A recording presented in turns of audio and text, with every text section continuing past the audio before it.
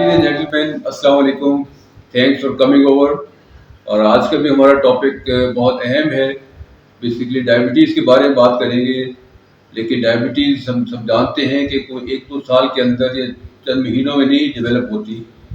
یہ کئی سالوں پہ کور ہوتا ہے اس کا پیریڈ. 10 to 15 years اٹ میں ٹیک. تو اس دوران جو ہے اس مختلف اسٹیجز سے گزرتی ہے. اگر اس اسٹیجز کو ہم جان لیں تو صحیح ٹائم پہ ہم اس کا کریکشن اپلائی کر سکتے ہیں. تو یہی آج کا ہمارا ٹاپک ہے. بہت اہم ٹاپک ہے کیونکہ شوگر ڈائبٹیز کی بیماری بہت تیزی سے پھیلتی چلی جا رہی ہے. ساری دنیا میں بھی اور پاکستان کے اندر بھی اس کا پھیلاؤ بہت تیز ہو رہا ہے.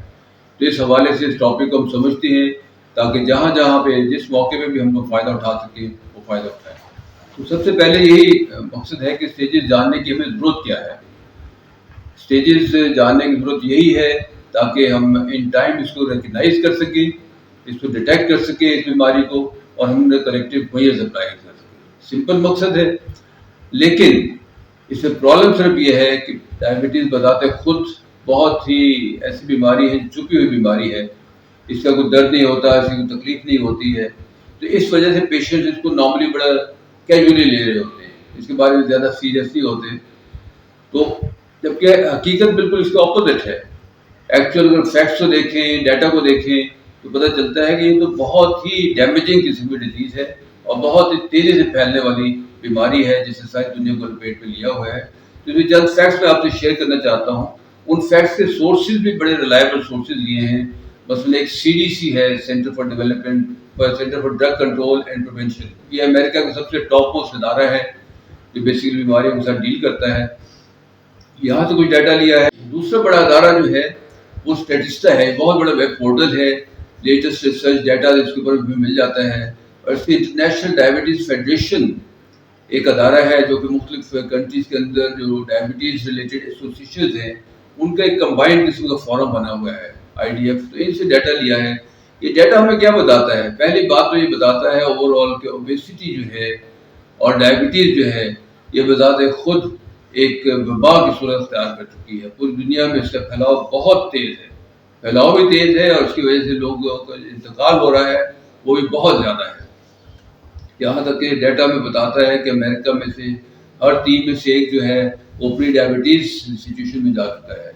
اور مزے کی بات ہے کہ اتنی اویئرنیس, اتنی ایجوکیشن ہونے کے باوجود ان میں سے بھی کوئی 84% لوگ ہیں جنہیں اس کا پتہ ہی نہیں ہوتا کہ وہ پری ڈائبٹیز اسٹیج میں جا چکے ہیں. ایسے ہی ڈائبٹک جو ہیں وہ 27% ہے.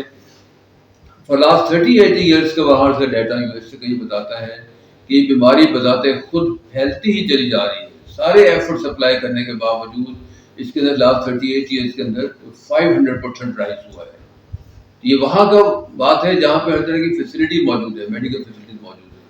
اسی طرح فیوچر کے بارے میں جو یہ ڈیٹا ہمیں بتاتا ہے کہ فیوچر کی پریڈکشن کیا ہے وہ یہ ہے کہ اس کی بہت ہی گریم سچویشن ہے. جو فیوچر پریڈکشن ہے, فیوچر کا ڈیٹا انہوں نے پریڈکٹ کیا ہے نیکسٹ 25 ایئرس کے لیے. 2045 تک اس کیا سچویشن ہوگی.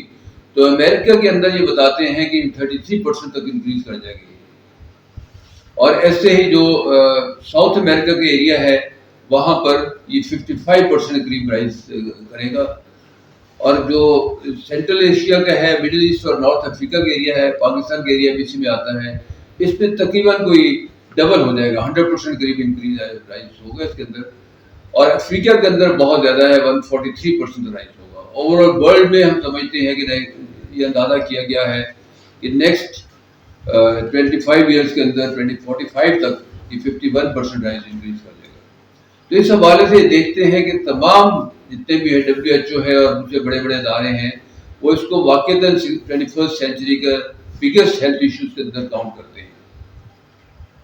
اب ہمیں دیکھنا ہے کہ شوگر کی سٹیجز کیا ہے. جب شوگر اتنی زیادہ سیریس بیماری ہے تو یہ مختلف سٹیجز میں ٹریول کر رہی ہوتی ہے. تو اس کی سٹیجز کون کون سی ہیں؟ سٹیج نمبر 1, سٹیج نمبر 1 یہ ہے کہ اس میں انسولین ریزسٹنس ڈیولپ ہونی شروع ہوتی ہے.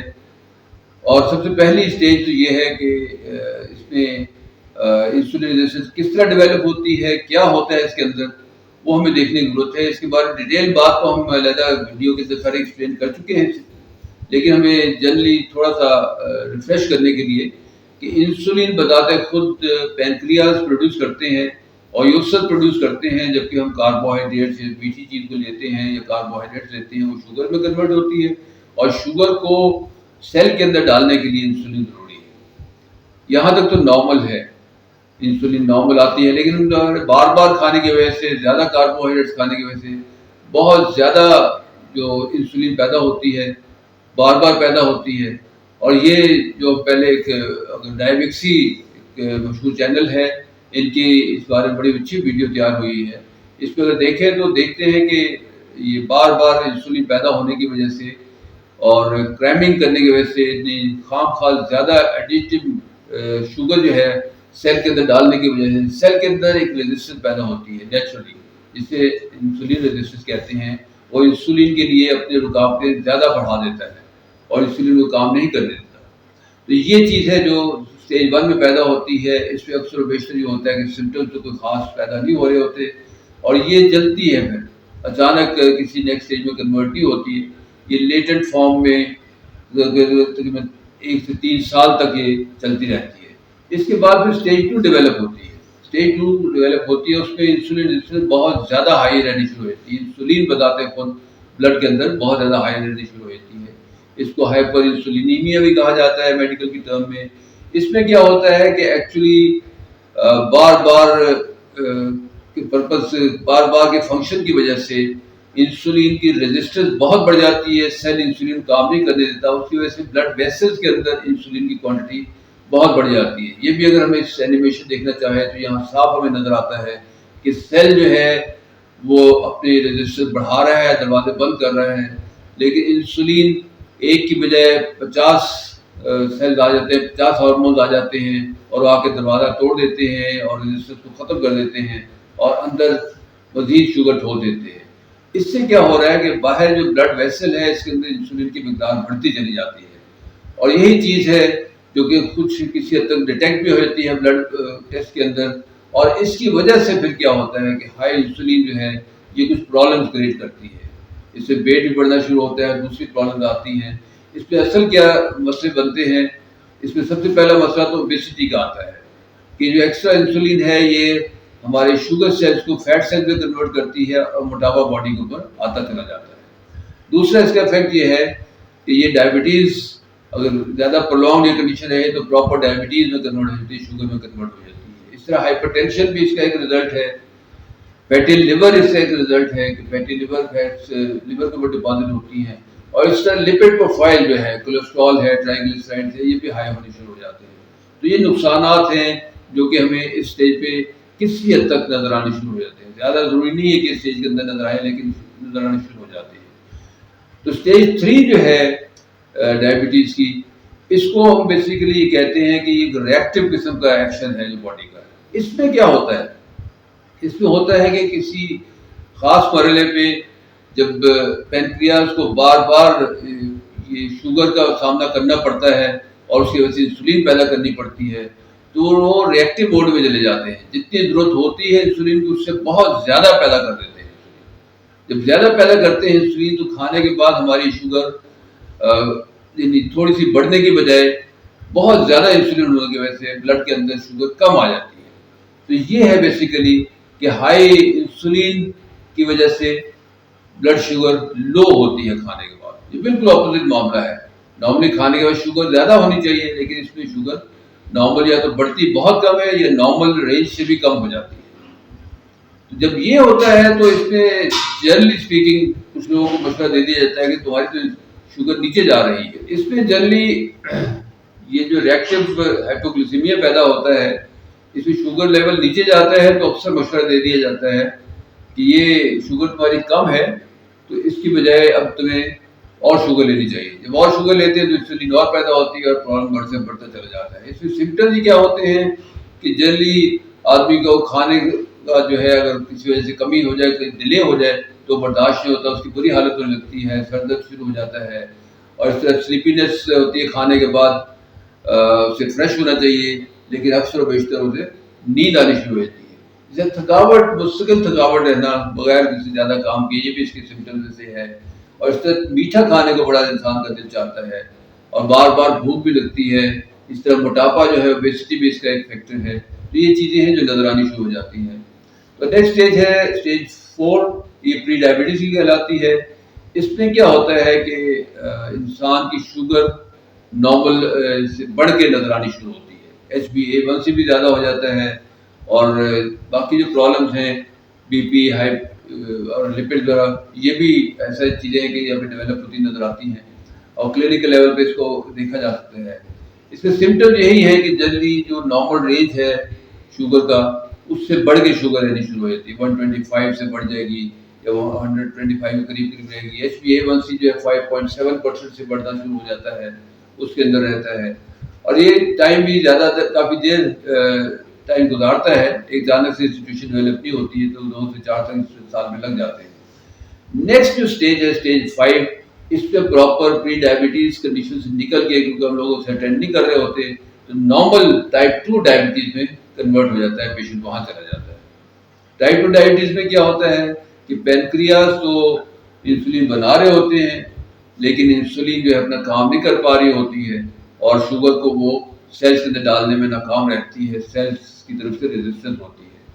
تو اس سے انسولین ریزسٹنس سیلز کی بڑھتی رہتی ہے، آہستہ آہستہ اور بڑھتی چلی جاتی ہے، اور کلینکل لیول پہ اس کا ڈائگنوسس پاسبل ہو جاتا ہے، کنفرم ہو جاتا ہے، اور جو پرابلمس ہیں بلڈ شوگر کے رینجز ہیں وہ بڑھ جاتی ہیں.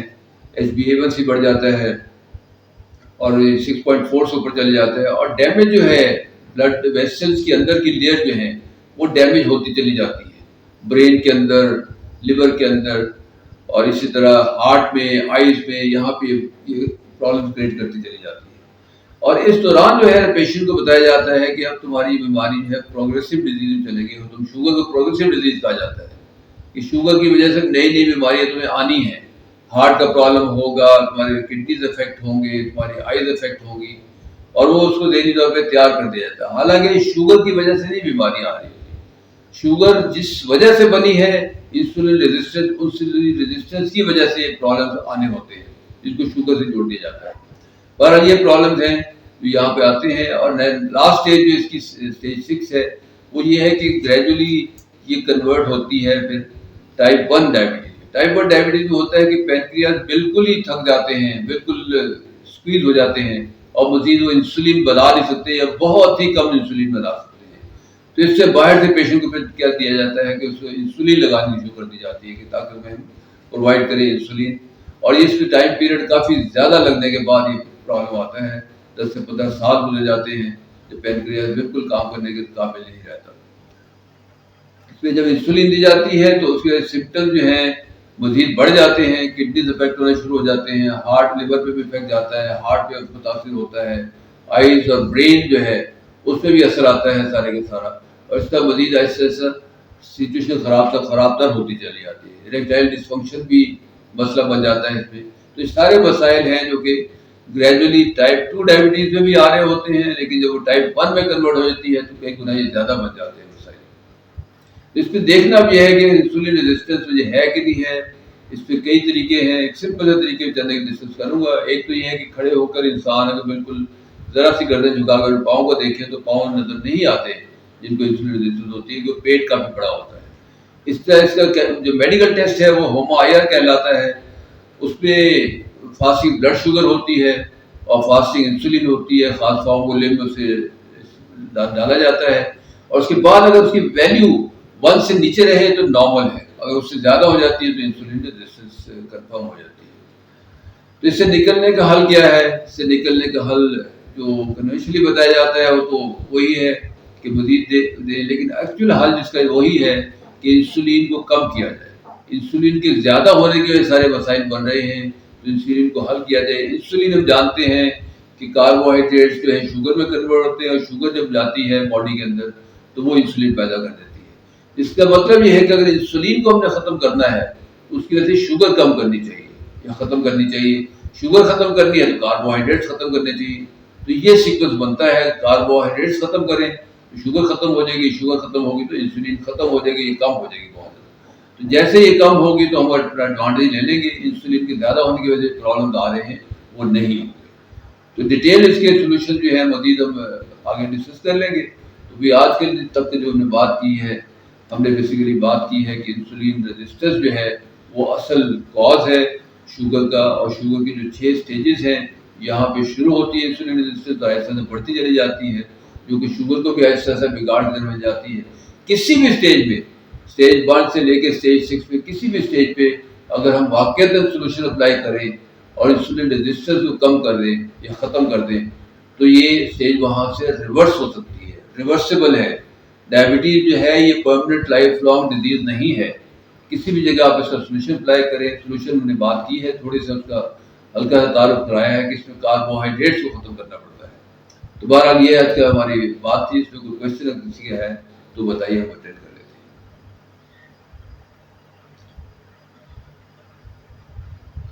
جی، یہ آپ کی بات صحیح ہے، کاربوہائیڈریٹس اگر ہم ختم کرتے ہیں تو پھر انرجی کہاں سے آئے گی باڈی میں؟ کاربوہائیڈریٹس تو پراپرلی ہمیں انرجی پرووائڈ کرتے ہیں، یہ بات بالکل صحیح ہے، لیکن اس پہ پھر ہمیں دیکھنا ہوگا کہ آلٹرنیٹیو سورس آف انرجی بھی ہیں یا نہیں ہیں۔ تو اس پہ پھر ذہن ادھر ہی جاتا ہے، جو کہ ہمیں سائنس، میڈیکل سائنس بتاتی ہے کہ بیسیکلی 3 میکرو نیوٹرینٹس ہیں۔ ایک کاربوہائیڈریٹ سے انرجی حاصل ہوتی ہے، دوسرے پروٹین سے حاصل ہوتی ہے کسی حد تک، اور پھر فیٹ سے حاصل ہوتی ہے۔ تو اگر کاربوہائیڈریٹ ہم ختم کرتے ہیں تو کچھ اور بھی ہمارے پاس سورسز ہیں انرجی کے، تو ان کو اگر سیفلی اور صحیح طریقے سے استعمال کریں، جو ہم نیکسٹ ٹائم ڈسکس کریں گے، تو انسان جو ہے کاربوہائیڈریٹس کے نقصانات سے، انسولین کے نقصانات سے، اتنی شدید بیماریوں سے بالکل بچ سکتا ہے۔ جی جی، بس جی، thank you very much, thanks for coming over, اور تھینکس اے لاٹ۔ اور نیکسٹ ٹائم ہم پھر بات کریں گے زیادہ تر اس پہ کہ اگر ہم کاربوہائیڈریٹس ختم کرتے ہیں تو پھر کیا ہمیں غذائیں لینی چاہیے۔ جزاک اللہ، اللہ حافظ۔